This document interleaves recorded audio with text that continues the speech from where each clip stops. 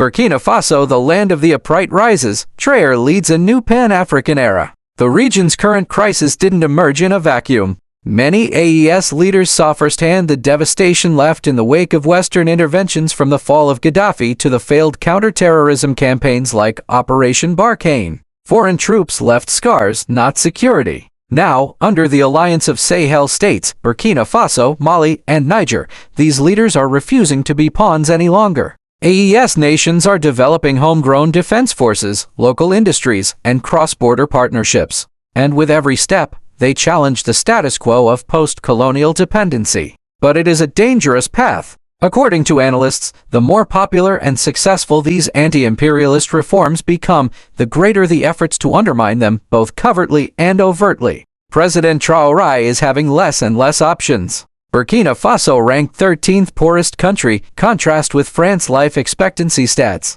The disparity is staggering. A Burkinab child is 16 times more likely to die in infancy than one born in France. This is the legacy of centuries of colonial extraction and continued neo-colonial control, and the fight for liberation is far from over. Shout out to our dear subscribers.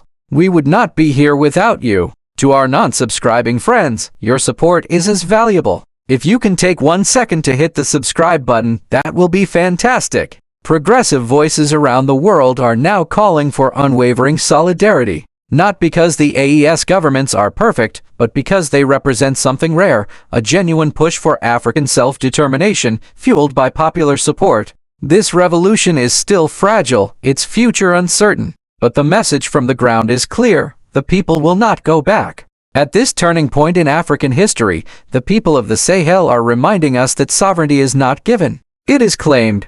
Burkina Faso is rising, and with it, a new chapter for the land of the upright people. Traoré's grip weakens amid rising insurgency. In the face of mounting jihadist attacks and internal dissent, Captain Ibrahim Traoré, who came to power through a military coup in 2022, is now presiding over a nation in deep crisis. Armed insurgents are advancing, the military is divided, and repression is intensifying. In early May, the al-Qaeda-linked group Jemaat Nusrat al-Islam wal Muslimin launched its most aggressive offensive yet. They struck the northern city of Djibo, a lifeline for hundreds of thousands, many of them displaced. The militants seized a key military base, looted heavy weaponry, and reportedly killed over 100 people, including state-backed militia forces known as VDP, Volunteers for the Defense of the Homeland.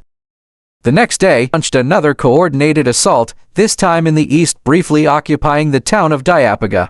Analysts say this marks a dangerous shift in strategy from rural skirmishes to bold urban attacks. Matthew Pellerin, a Sahel expert with the International Crisis Group, warns that secondary cities could soon fall unless the government regains control. Yet many question whether Traoré's forces can hold the line. Since taking power, Captain Traoré has bet everything on military solutions, abandoning earlier efforts at community dialogue and conflict de-escalation. That decision may be backfiring. The army is poorly resourced. Reinforcements are slow to respond. Air support is scarce. And each attack leaves militants better armed.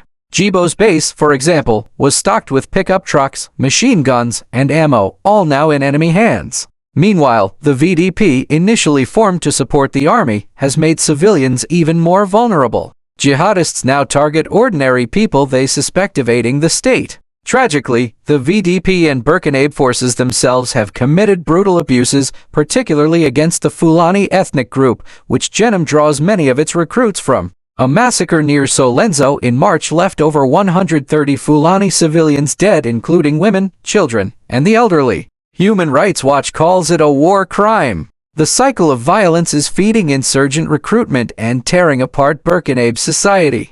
And as the military battlefield unravels, so too does the internal front. Traoré's crackdown on dissent is escalating fast. A wave of arrests has swept up journalists, human rights defenders, politicians, and even retired officials. Among them, former Foreign Minister Ablass Drago, who was forcibly conscripted into the army at 70 years old. In a dramatic turn, even members of the ruling elite and traditional leaders are no longer safe. The brother of the Mogo Naba, a revered royal figure, was abducted in late April. That came just days after the government claimed to have thwarted a coup plot. The message is clear: Traoré will tolerate no opposition. Not from the courts, not from the military, and not even from cultural leaders. Observers say this climate of fear is unprecedented in Burkina Faso. A local analyst told Vlogged anonymously, if judges, military commanders, and royal family members can be arrested, no one is safe. And there's no one left to speak out. Today, Burkina Faso finds itself at a tipping point.